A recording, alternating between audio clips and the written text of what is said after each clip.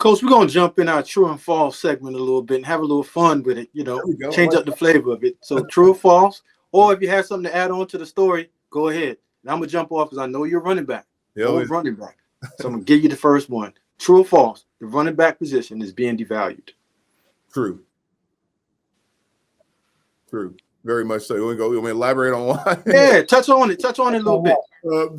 So you're talking about the actual position, right? Not the coach. The position. The position. Yeah, it's being definitely devalued, and I think that's a problem because the running back position still has the most wear and tear of any position on the field to me, and it's one of the last positions to me that dictate the game. The quarterback position obviously dictates the game, but the running back position can dictate the game every single play that he touches the ball, and I think there needs to be value in that because that guy can take a game over. At the drop of a dime, and that guy can impact the game at the drop of a dime. So to me, it needs to be valued. It needs to be paid what it's supposed to be paid and taken care of because the lifespan of the wear and tear they take is one that is effective for the rest of those guys' life. But in the same breath, it's a position group that impacts the game daily with every single play, every single moment of a game. So to me, it needs to be valued way more than what it is. I got something for you here. True or false? Yeah. PJ Fleck beats Kenny Burns in a 40-yard dash. False.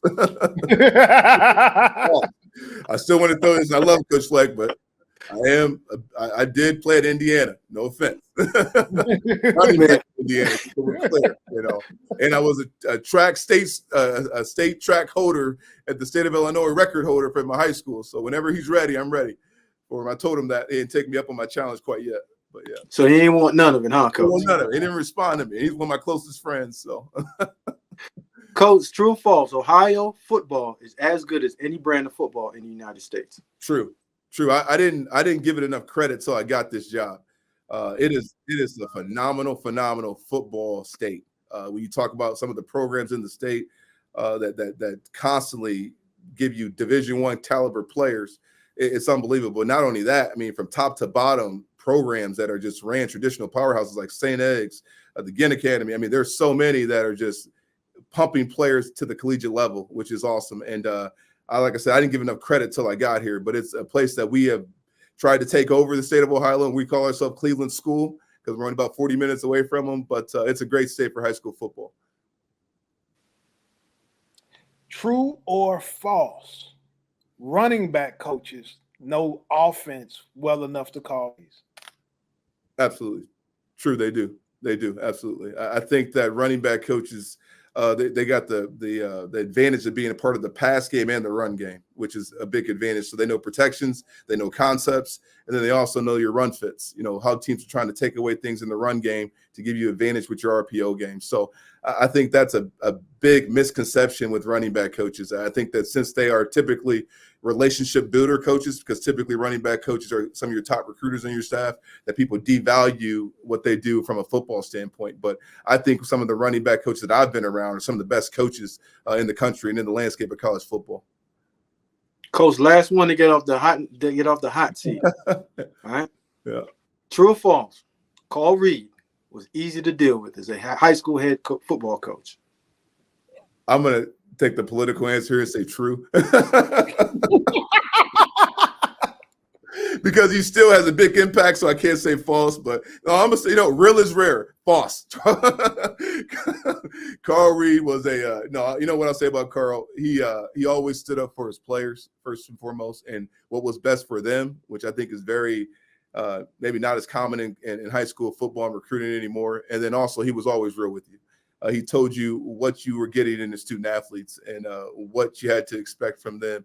And then you always know when you got one of his kids, you were getting a guy that was ready to play college football, not just from a physical standpoint, but for mentally and emotionally as well. And I always credit him for that.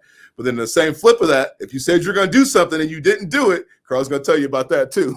So that's the other side of him, which I love. But he's been a brother of mine for a long time, man. I truly appreciate him. Smoke, the answer he really want to give you, he can't give you until we get on one of them those late night cable shows. You know what I mean? He really want to do. That's what he really want to go into. Kenny, correct. Before we let you get out of here, yep, we're gonna ask you this: who are some young coaches or personnel people or people in the football space that the world doesn't know about yet, but they're really good and we should be paying attention to them? Ooh, that's a great question. I'll start with the guy here. I got a young coach by the name of CJ Robbins, who's our special teams coordinator, linebacker coach. He played at Northwestern and was with me at Minnesota. He's a phenomenal coach, but even better person. He's a dynamic recruiter. He's someone that I told him he won't be with me for very long. He just does a phenomenal job from that standpoint of building relationships, and a guy that I would expect to be a coordinator really, really soon. Another one is a guy up at Minnesota by the name of Winston DeLabadere. He was a guy that played for me when I was there, and is another coach that has a bright future. He just became the assistant head coach for PJ Fleck. He's a guy that is on the hot track to becoming a head coach really, really, really soon. He was at Akron, and I think he became the youngest Big Ten position coach at like 27 or 28 years old last year. But another rising star from there. When you talk about the ops world, I think of a guy by the name of Steve Ruzick. He's at Tennessee now, was at Indiana as a GM last year. Another guy with a great profile and a guy that's doing a great job as well of becoming a guy who's going to dominate that world as well. So those are three names that I can give you that I know for a fact that they're always on my radar, and there should be on other coaches in the world's radar as well. Well, Coach, we want to thank you for joining us today on the show, and good luck to you this season, my brother. I appreciate you guys. Go Flashes and Kent Grip. Appreciate you, Coach. Appreciate you. Smoke, that was a good conversation. Man, listen, he dropped some gems on me. But here's what I took from it, Carl. As a second-year head coach, he understands what the NCAA and what the college world is coming to. He knows that, yes, I'm at a school, but this school can also send some of my players to bigger schools. So instead of just not recruiting good talent and saying, well, I don't want to send my players off, he understands. That's a part of the process right now. I'm going to get a good player in. He's talented. If he plays well enough, there's two places he's going to go. He's either going to go to the NFL or he's going to go to another group of 4 school. And he understands that. That takes away a lot of the stress.